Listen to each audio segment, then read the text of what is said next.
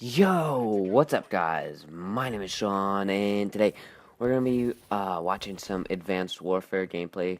Two different segments here, using the amazing HBR A3 Insanity. And this Insanity is wanted by most of the community.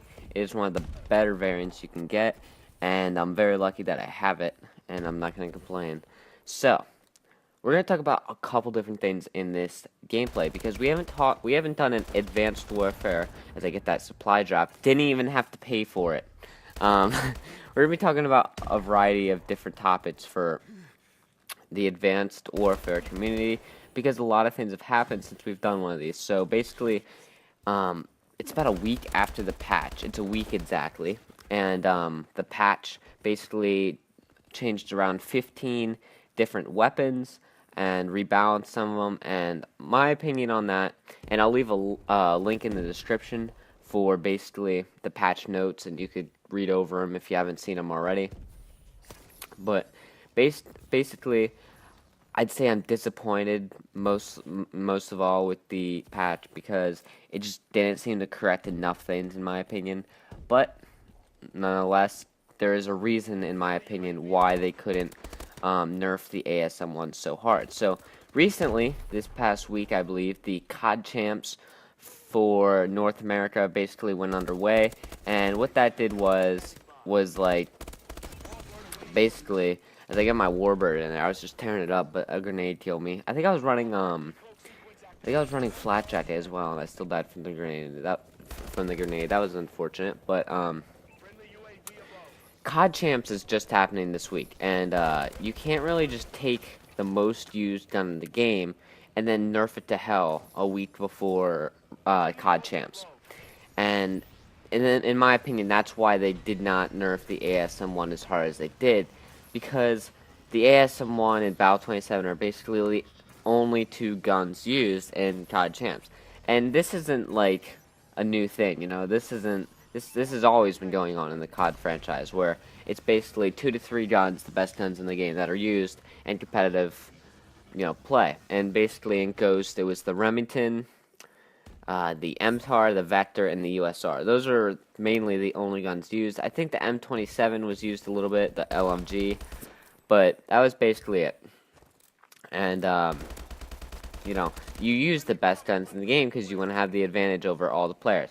So in COD Champs, I believe it's the Moors, Battle 27, and Asm1, the most used guns. So you cannot just take these guns and nerf them to, hell. One tip with the bombing run. I knew someone was in here because the bombing run went over my teammate's bombing run right over there. And I knew it just didn't go after people on the outside because it went right over the building. So just a tip using the bombing run. Use the bombing run on your minimap, like your friendlies, and that'll tell you where people are. So I was just a little tip there. But in my opinion, after COD Champs is over in March, I think 31st it is, I think they will nerf the Asm1 more. So I am actually not very worried about the Asm1 right now. If you really just still find the game unbearable to play because of the Asm1, don't play it. Just don't play it. It's really that easy. I jumped on for Advanced Warfare after the patch for about an hour. I was still getting melted by the Asm1, and in my opinion, it's just not worth the trouble. I've been enjoying Destiny lately, and I'd much rather play that and have fun with it than struggle on AW. So that's my little spiel for that. So another thing recently was put into the game, and that's basically the option to buy supply drops. And they told us you would have a direct way to earn certain weapon variants, including, well, obviously, any elite variant. And you can do that now through prestiging. So I'll put a link in the description for a website that says what each prestige. So you'll prestige. There's 15 more prestiges within the game now. Rather than 15, there's 30. And basically, I don't think your camos or weapon attachments or weapons reset. I think basically you just... I'm not sure what happens exactly, but it sounds like once you prestige, every prestige, you get a certain elite variant because of it. So in Prestige 1, after you complete it, you get the Obsidian Steed, and so on. But I didn't see the AK RIP in there, and I didn't see a couple other variants I would like, so that, in my opinion, isn't a direct way to earn it. And Sledgehammer still hasn't announced a direct way to earn it. So I'm wondering when they will do that.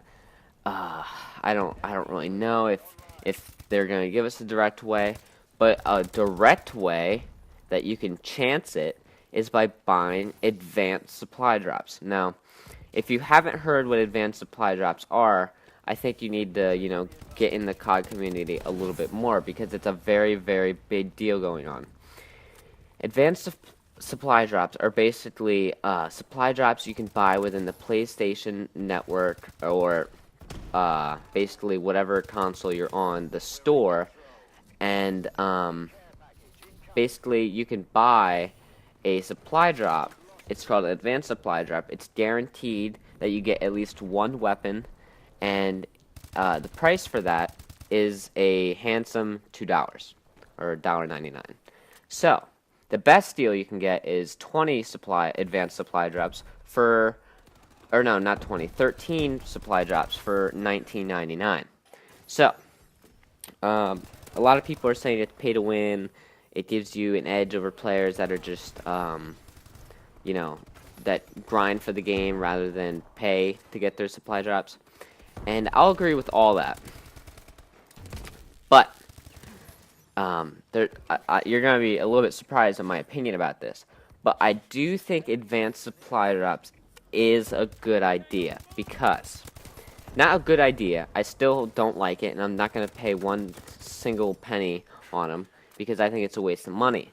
But if you're a YouTuber and you just can't seem to find a variant, and YouTube is your job, then in my opinion, buying an advanced supply drop will increase your odds of getting that variant and being able to do a weapon review for it. So, if buying 230 advanced supply drops, which is the max you can buy right now, I think later they'll allow you to buy more, but if buying that many supply drops gives you a better chance of getting it, then by all means, a YouTuber who makes thousands and uses YouTube as their job, they can go ahead and buy those, and any player that wants to as well.